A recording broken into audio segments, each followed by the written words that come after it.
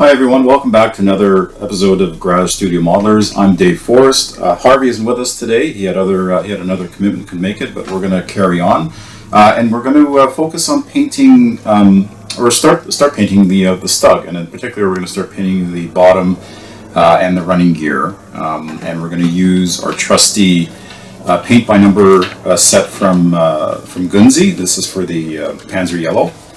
I know we've seen this on previous episodes.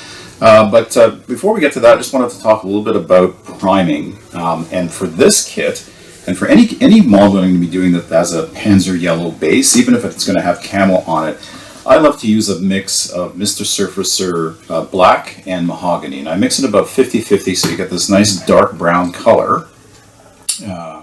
And I just find it, you could use the black, but I just find maybe it gives a slightly richer depth or color depth of shadow as opposed to the black. The black I use for olive green and for 4BO green, but I really like the dark brown for Panzer Yellow. So that's what I did here, and then on off camera I just primed the bottom of the kit, the running gear and the undersides as mentioned previously. And the reason why I haven't done the top yet is because I'm still waiting for some stuff to arrive. I've got an order in with B&A for an Aber barrel and muzzle, and I've also got some stowage coming from Value Gear as well that I'm going to put. I'm not sure exactly what it's going to look like, but I'll play around with it. So I wanted to maybe leave the upper portion alone. The other thing I need to do is with this edition of the Panzer Art gun cover here, there's a bit of a gap, and I do need to put some type of tarp on top of that to kind of cover that up. And I haven't figured out how to do that. I've been kind of playing around with milliput and foil. I might try and use the VMS paper forming solution that they have, but I don't know yet. So we'll do that off camera, and I'll talk about how I did that afterwards. So I'm going to leave the top alone, but we will focus on doing the bottom, and we'll show you how to paint the running gear and whatnot, and kind of go over the concept of not painting or not masking everything off, because there's going to be a lot of mud, and given that this is going to be in the winter, there's going to be a lot of mud and snow on the running gear, so precision on painting the wheels isn't really required, and in my mind, not a good investment of time. So with that, we'll get right to painting. Okay, so I've got the paint mix. So again, we're using the Mr. Hobby Panzer Yellow paint by number set. So there's 4 colors in there. It goes from, you have like a shadow color, a base, a first highlight, a second highlight. So we're just gonna work up from the darkest color. So I've got the base color here, or the shadow color, and I mix it. I thin it pretty good. I thin it 50-50, maybe 40% paint, 60% thinner, pretty thin. And I use these disposable cocktail or shot glasses that we get from our local dollar store here. Now the only problem with the shot glasses is that the lacquer thinner attacks it and kind of softens it, but not to the point where it contaminates the paint or anything, but just something to be careful about. I'm going to remove the top of the copula here with these rangefinders, I guess, just to get them out of the way so I don't damage them as I'm manipulating the vehicle. And I'll probably leave this unglued until final assembly. The reason for that is it'll be easier to get this out just to paint the individual visors for the viewing viewports there. Okay, so we're spraying at our typical 12 to 15 psi, and I'm just going to start building up color. Maybe what I'll do is I'll transfer this sheet over here just so I can, again, never start spraying on the model. And I'm just going to start building up color, kind of just working in the larger open areas. And I'm using my trusty Iwata Revolution, the 0.3 needle. It's the most versatile airbrush I have, the one I use the most.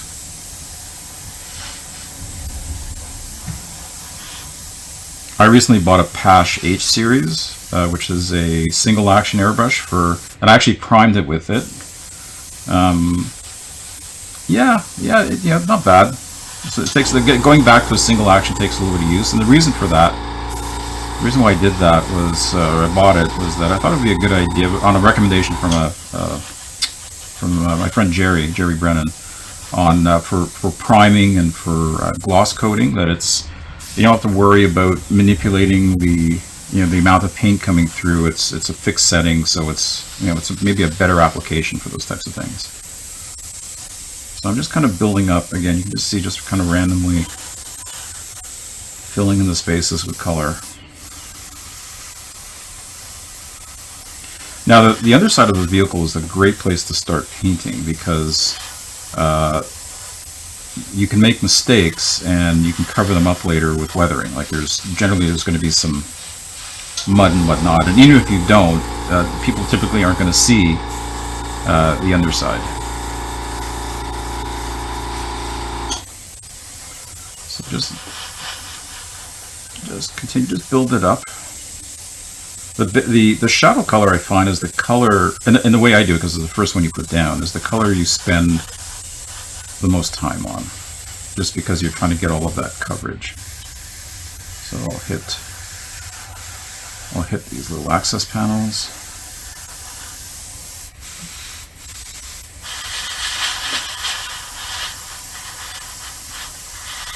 And just work back here again, just kind of filling in the spaces. Just a bit of a cloud pattern, like you're just kind of randomly building it up.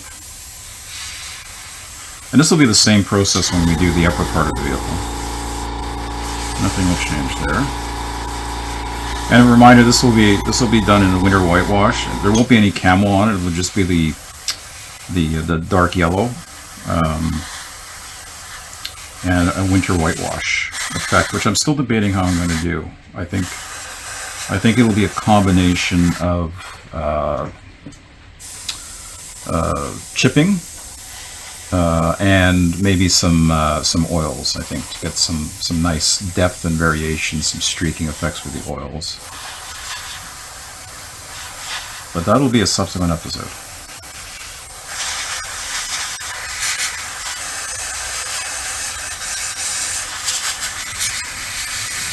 So again, you don't have to be too precise, because this is the first color.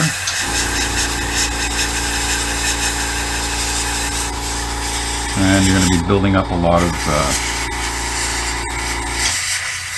lighter coats on top of this, a lot of lighter layers on top of this. You notice I am painting the exhausts, because the exhausts were typically, or the mufflers rather, were typically painted in the same color as the camo.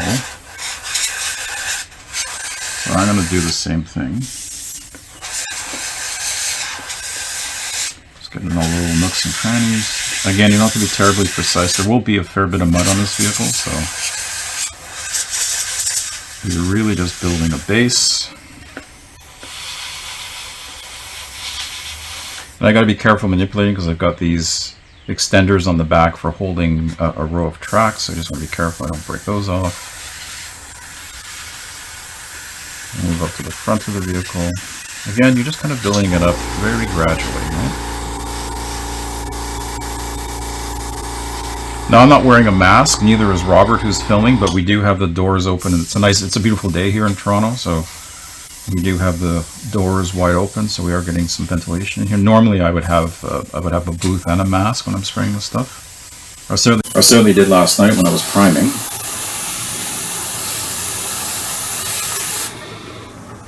We'll just paint this. Now, I haven't decided if I'm going to put some tracks on this or not, but we'll paint it anyways and just get in there. I might not, because there's some beautiful bolt detail in there that would be great for emphasizing some weathering on. So I might just leave it, but one of those things I haven't quite decided yet.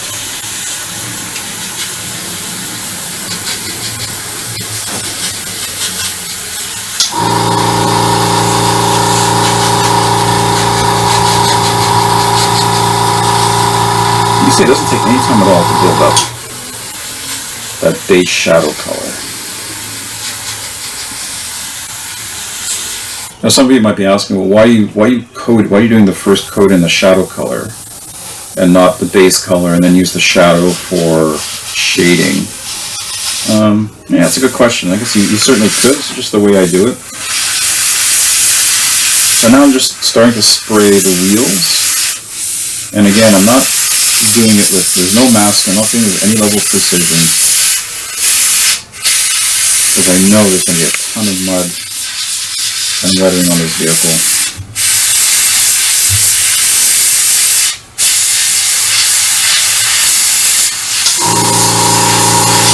And depending on the level of mud you're going to add, you might, in some cases, you might be able to get away with not painting the wheels at all, but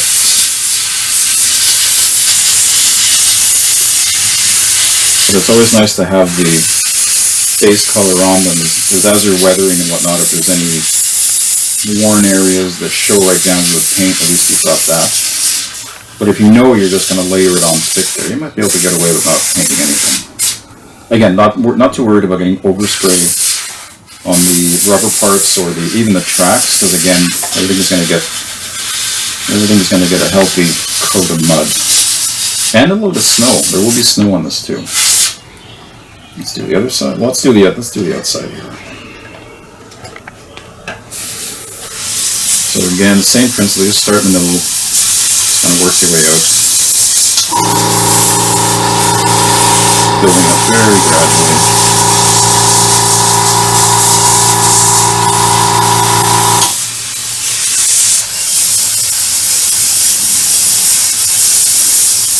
You can see with, when you get pretty practiced at airbrushing, you're not really concerned about going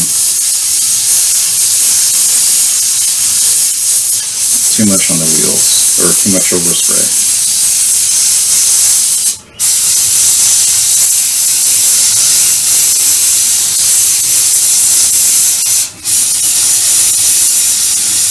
That's why it's always a good idea to sort of have an idea. And I don't always do this, so I don't always practice when I'm preaching here, but it's always good to know kind of how much mud you're going to put on it, what your final state of this looks like in your head. And sometimes you know, and sometimes it's a bit of a journey, right? What kind of things come to you during the build or during the painting or weathering phases. Don't forget the return rollers. They likely wouldn't have quite as much mud on them. The idler wheel here.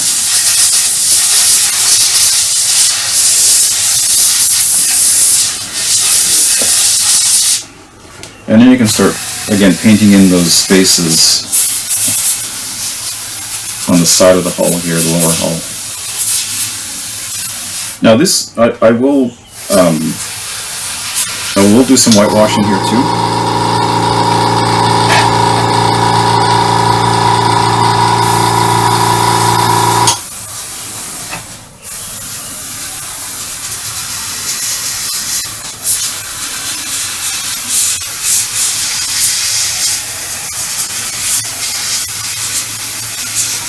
And again, you don't have to be terribly precise. But you do have to kind of get in close and just get in all kind of the nooks and crannies. How's that looking, Robert, so far? Good? So far, so good, yes. So far, so good. Yeah, we've got a camera on top of the workbench here, so you can kind of see a view from above, which will give a much better view into what we're doing.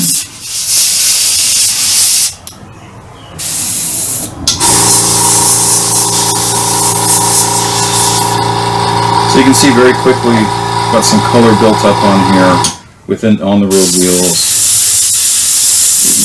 Again, you don't have to be terribly precise because there is going to be a fair bit of weathering and mud on this. You can see I've got some overspray on the top here. I'm not concerned about that at all. The nice thing about armor modeling, if you make a little mistake, generally you can get out of it with some weathering. As my airplane modeler friends are always very eager to remind me of. They do look down on armor modelers a bit, don't they? Yeah, they do. But there's different skill sets in here, and I think there's, Harvey and I talk a lot about it, there's definitely, I think, a place for weathering on aircraft, but you gotta be a lot more subtle, that's for sure. A lot finer.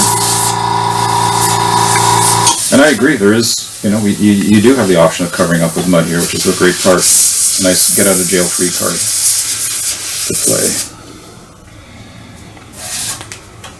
Okay, so let's focus on the other side. Same thing on the other side here. I'm going to build up the color very gradually. Again, you don't have to be terribly precise.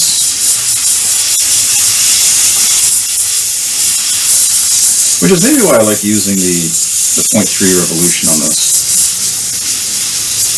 Like I could, maybe for doing some of the finer point, and I might do that on the top of the vehicle. I might bring out the HPV, which has a 0.15 or 0.18 needle.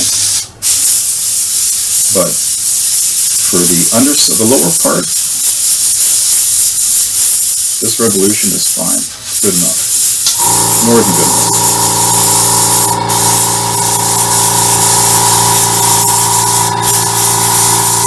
And I found one thing when I was priming, that I really had to get in close to get in between the road wheels. And sometimes what I've done in the past, I didn't do it here obviously, but what I've done in the past is as I'm building the road wheels, I will paint them like a black or dark brown or even the Mr. Surfacer primer here, like the insides of the road wheels before assembling, so at least you've got that taken care of. I didn't do it here, but I might do it next time because it was a bit hard to get in there with the airbrush, but I think I managed to do it.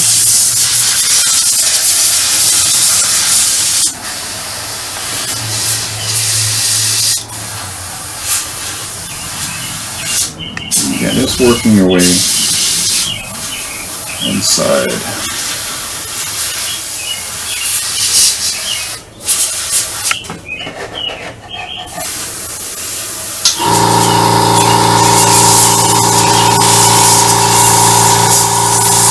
Probably no better sound in the morning than the sound of bird song and the compressor going off in the background. I don't know if you can hear that. I don't know if you can pick up the bird song on the audio track here, but again, just a stunning day today in Toronto for mid-April.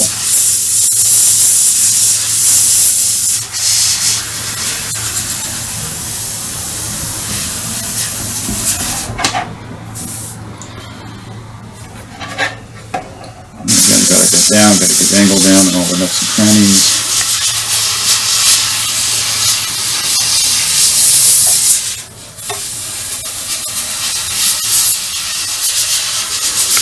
Again, you don't have to be too worried because there is going to be a fair bit of mud. Cover all of this off.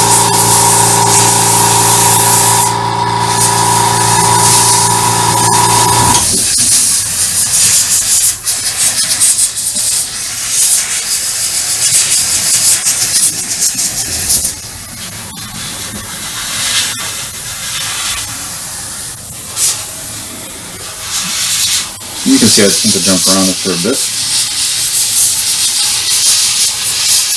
And there's no right way or wrong way of doing this.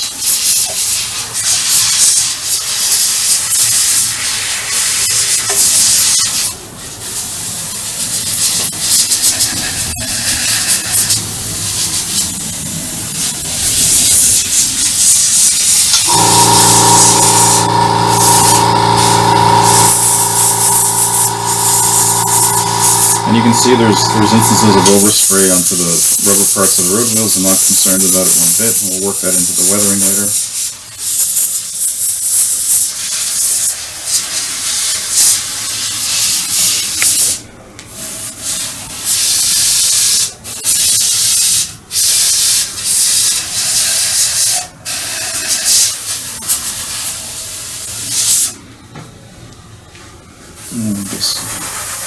Just give an overall coat just to kind of, you do want to kind of maintain those shadow areas a bit.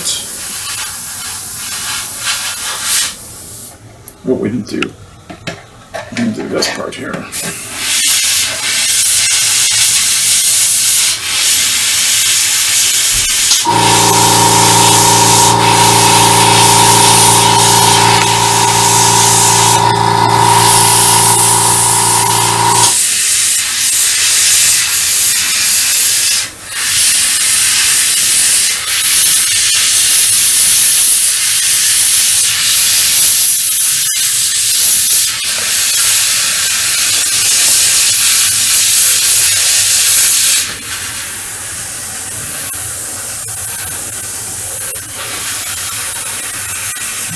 build up the center areas a bit more.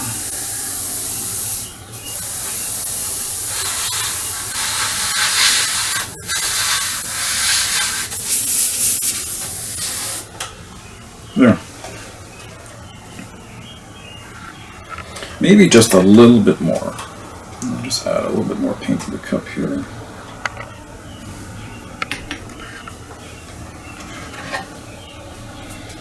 Give one last blast.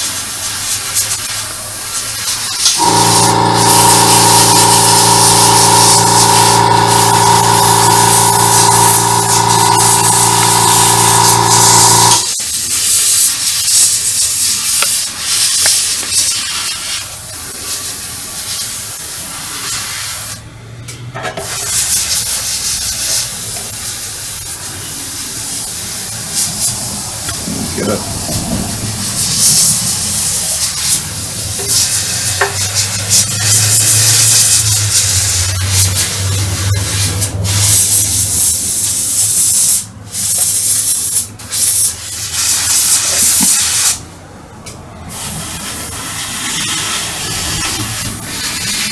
I'm just going up and just kind of touching up areas. And just kind of what looks right to the eye.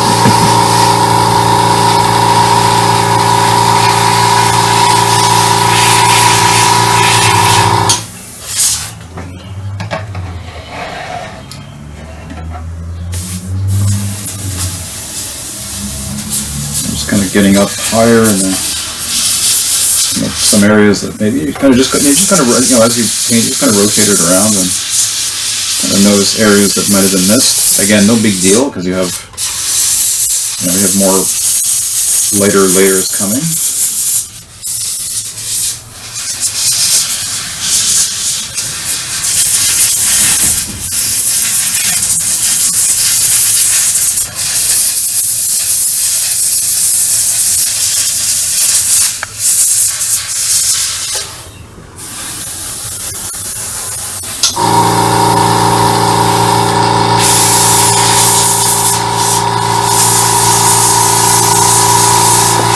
Make sure you get the inside of the sprocket, drive sprocket.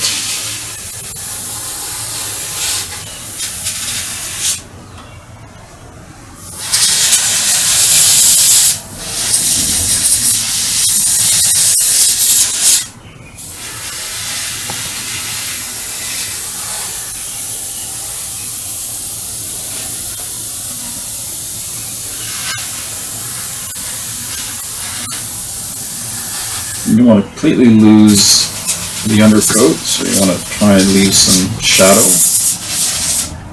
I think we're pretty close. Let's look at this side. A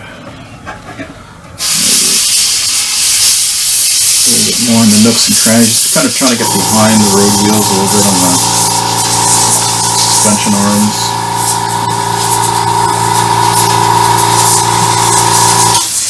Again, this is just the first of many layers of base color and highlight color and weathering, whitewash, right, that's coming on this, so we don't have to worry about being too precise, but I think we are good.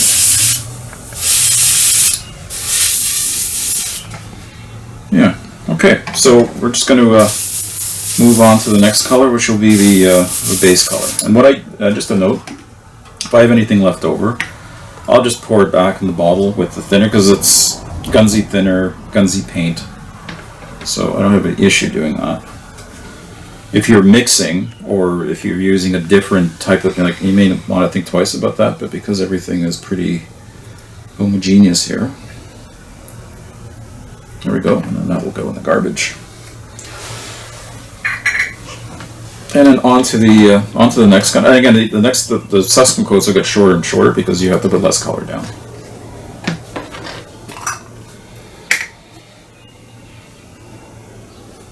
Wrong side.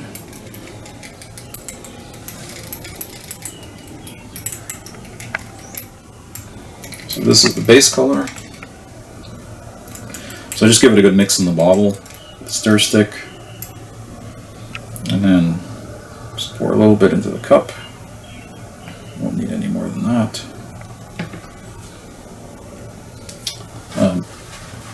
always make sure, I'm going to use this one here. Always make sure to clean your paint bobbles.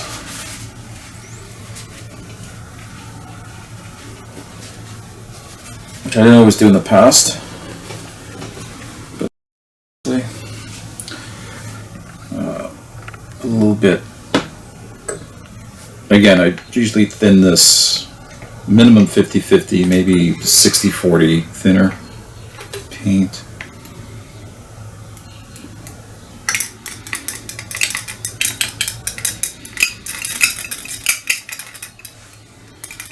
That's pretty good. You want something that's kind of the consistency of milk. Maybe 2% milk, or just kind of, I think that's pretty good. We'll put that off to the side. We'll close this guy up. Put you back over here. I'll get you off camera there. Clean the stir stick so the paint doesn't dry on it. A lot easier to get off when it's wet. Well.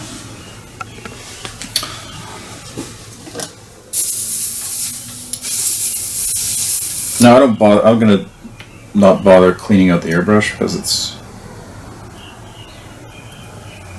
we're really kind of the same color. There you go. See the lighter colors coming out, and then we can start painting. So again, same idea, just kind of filling in the open areas, just lightly misting it on, not being terribly precise. I'm about 1.5 to 2 inches away from the model. Same air pressure, 12 to 15 psi. Just going to slow down, I'll just focus on highlighting these access points. I'll do that certainly. I'll pay more attention to them in subsequent coats.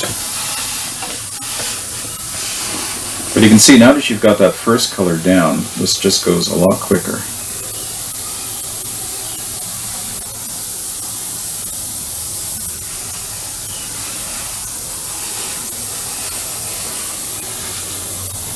And again, the underside of the vehicle is a great place to experiment because nobody's going to see it, and then you can cover it up with a ton of mud.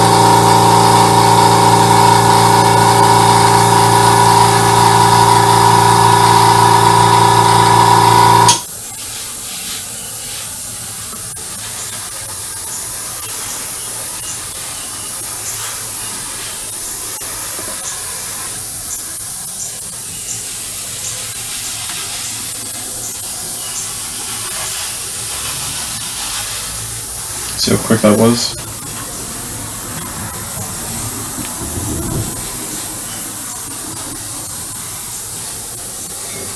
Okay, I'm not. You're just trying to build up. You want to leave that, you want to let some of that shadow color show through.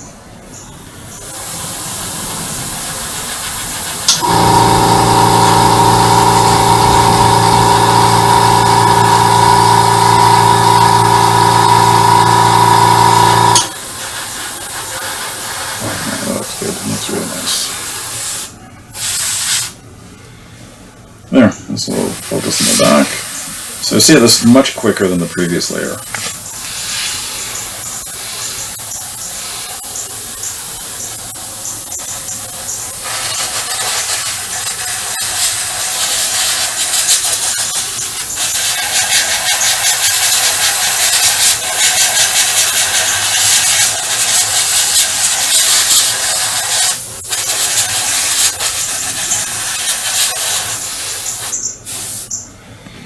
Okay, so let's start. And again, because we've gotten that initial shadow color on there, very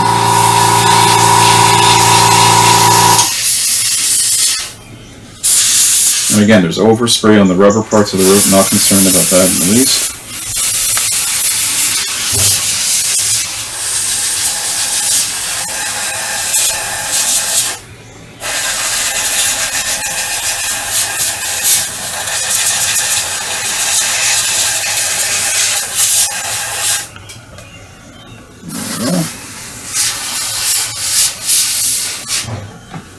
it over, do the same thing on the other side.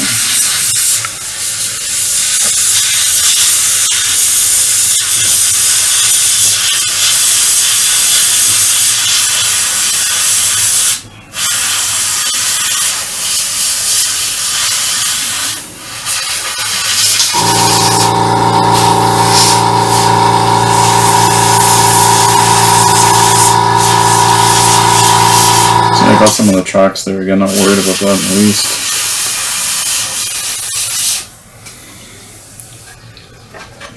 And now we can start doing, well, you can see, right, what a noticeable difference between the color here and the color here. So this is just the shadow, this has the base color now on it. Looks pretty good, pretty happy with it. So then again, same process, but it's really much quicker where you're just kind of hitting the running gear, the road wheels, the lower hull side.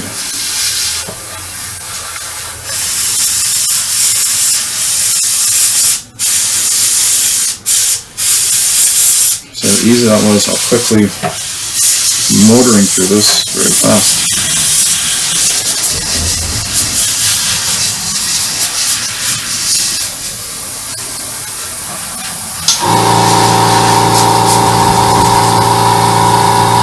And again, there's going to be a lot of stuff happening in this area here in terms of the whitewash and the mud. So don't have to be terribly precise, which is nice. Well, you can kind of get through this, progress on it.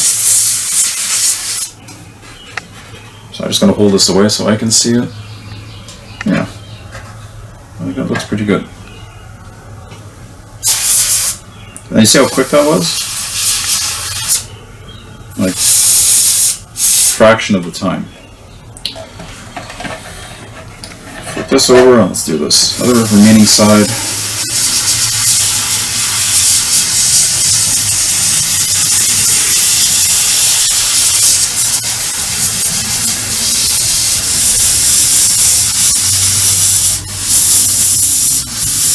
How quickly I'm just working through the road wheels.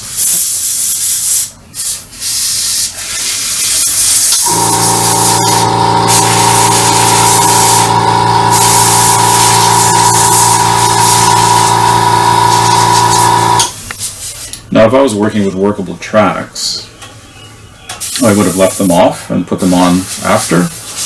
But because of these are the kit length and length tracks, which are pretty nice in and of their own right, really no need for aftermarket. Just tack-on kit. Big fan of tack-on. Build more tack-on kits than any other manufacturer in the last 10 years or so.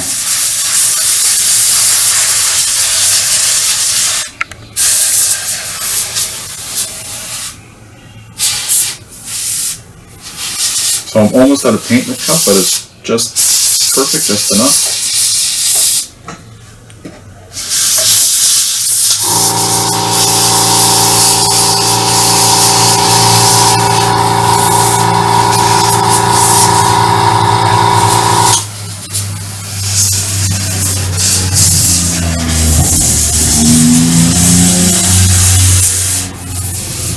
And now we are out.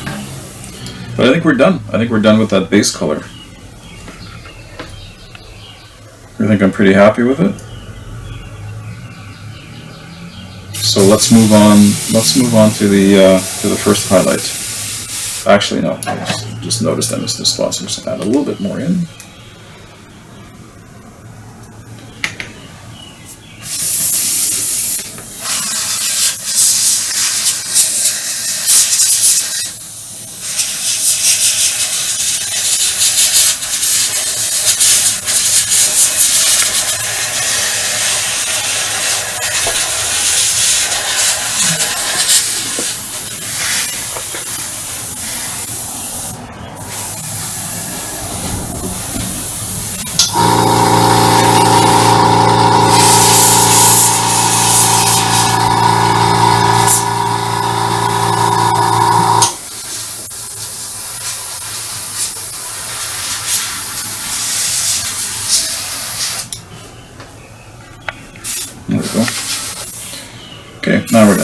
empty this.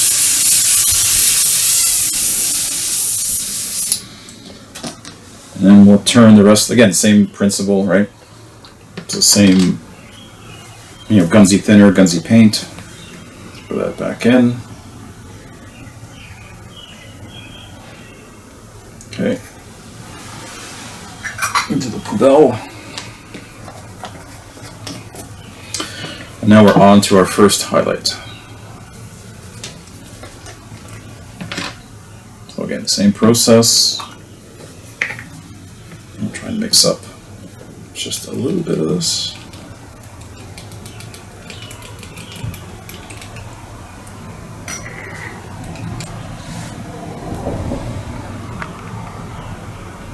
That's really all I'm going to need.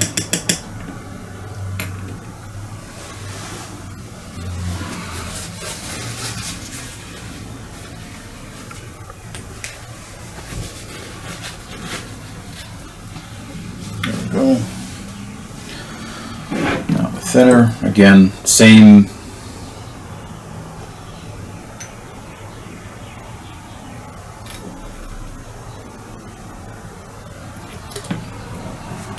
Same consistency, probably 60-40. And I think that the lighter, the higher thinner to paint ratio is a little bit more, even better for.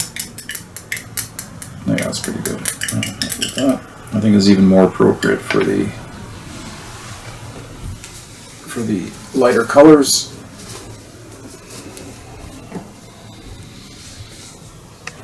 Close that up.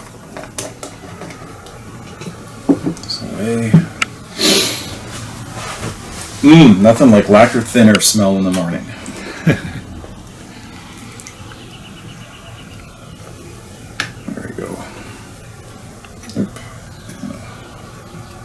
Keep that over here just because I don't want to muck up the mat.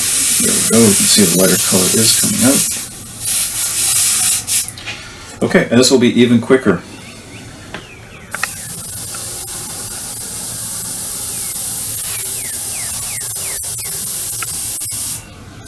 Now here I will spend a little bit more time.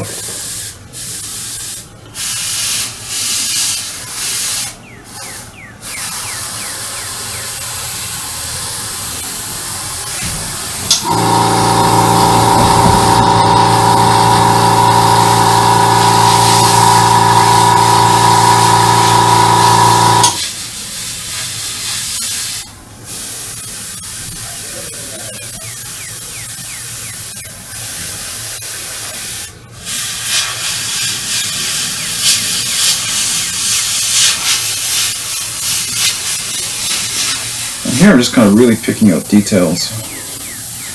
I'm just kind of misting it onto the open areas.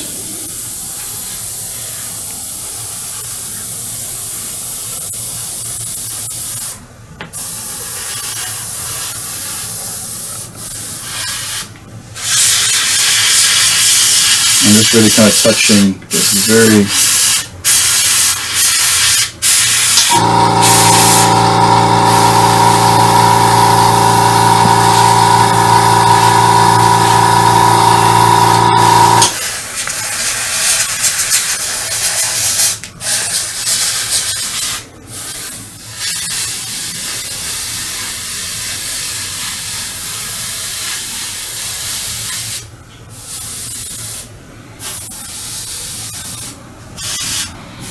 You can see even with the revolution how much control I can get. I'm just gonna mist this on just to get a lighter color.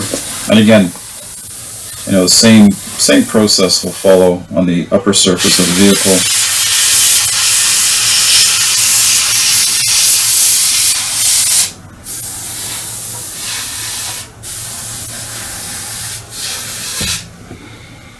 Flip it over, let's do the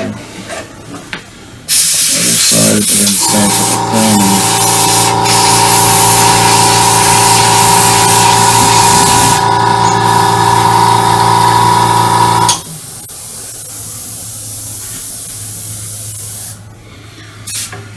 And then here, I'm just going to basically just touch the center of the road wheel.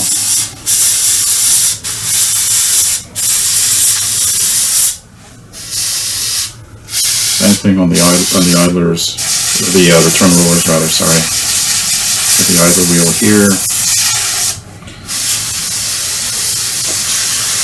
Same thing on the drive sprocket, right? And just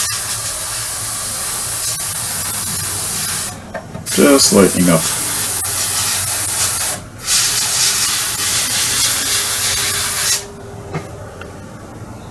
And that's really all you need to do. Let's flip it over to the other side. Same thing. Kind of work out from the center.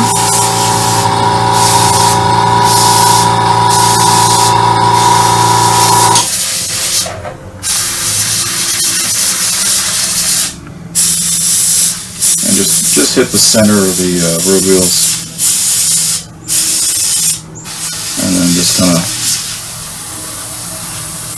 lighten up the middle areas where the most, and again, you're doing this by where light would get to. Lightening up the middle areas, the open areas, the side of the hull. And that's it. Oh, I don't know if we can do this yet. Let's do the front here. So again, I'm just going to, because I'm going to have it where it gets, the closer the ground it gets, the darker it is. So I'm going to keep the highlights kind of to the upper half.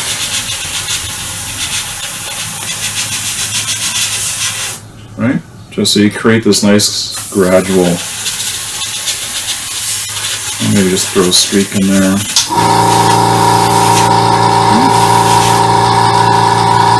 That looks good.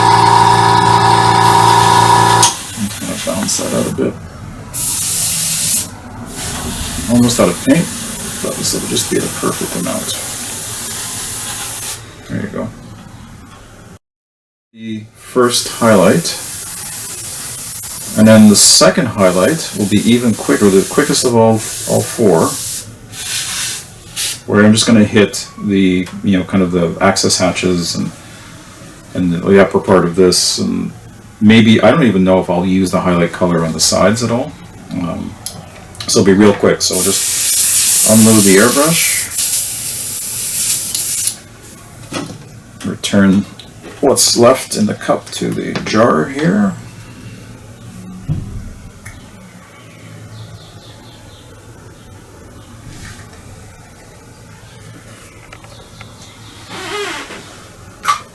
Garbage. Little wipe. And normally when I spray, my left hand that's holding the model, I have a glove on it, but I haven't done that here today. Highlight 2. So this is the lightest of the four.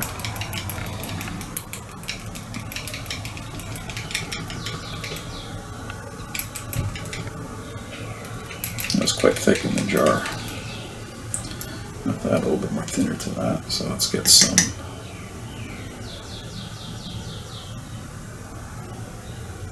That's more than enough.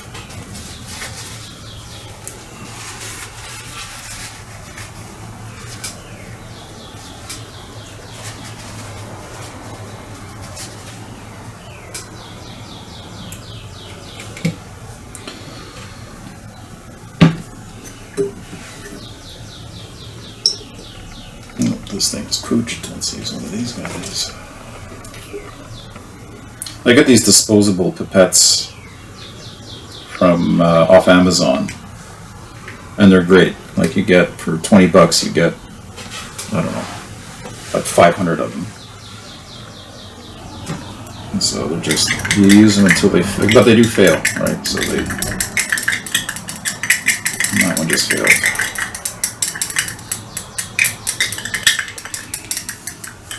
Got a little bit more thinner.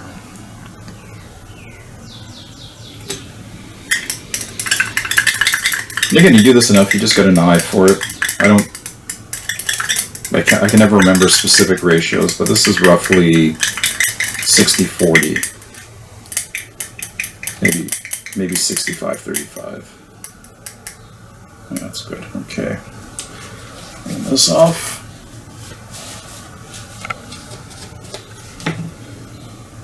care of your tools, and your tools will take care of you.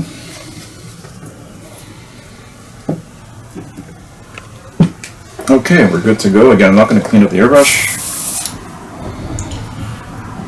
It's really the same color family, just blur every bit in. That's all you need. There you go. And now this will just be an exercise of picking out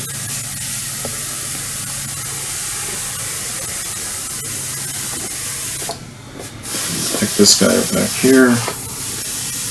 These little access hatches.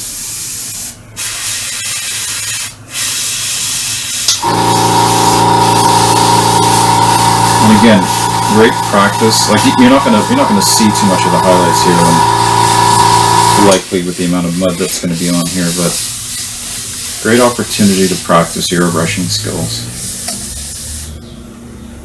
Be careful I don't break those support brackets on the back. So you can see like these raised hatches just kind of pop at this point, and the same thing over here. Again, you're not going to see too much of this.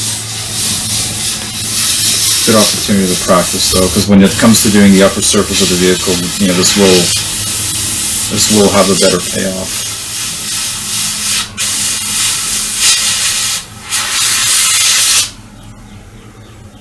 Alright, and then I'm just going to maybe focus a little bit just on the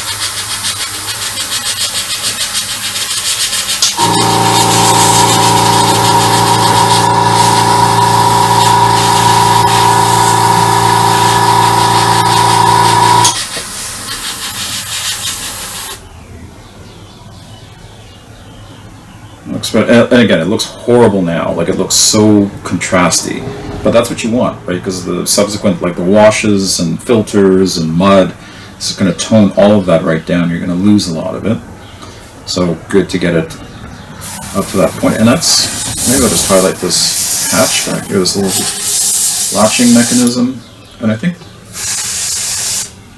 maybe just the very center, like each one. Again, you're going to lose a lot of it in the mud.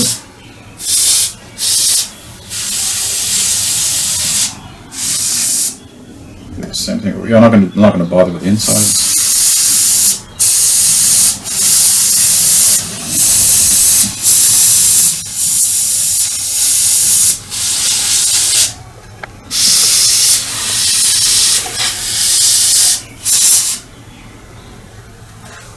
And that, maybe a little bit higher here.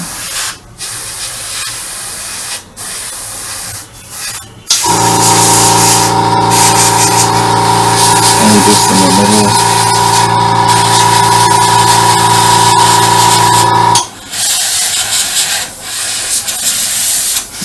Highlights here. And that's it. So now we've got the kind of the bottom half of the Stug ready to go, and that's really it. That's really all I wanted to show you for today's episode. We're just waiting for the aftermarket stuff to come in. We'll finish up the top. There's going to be tracks on the back here. There's tracks in this holder here.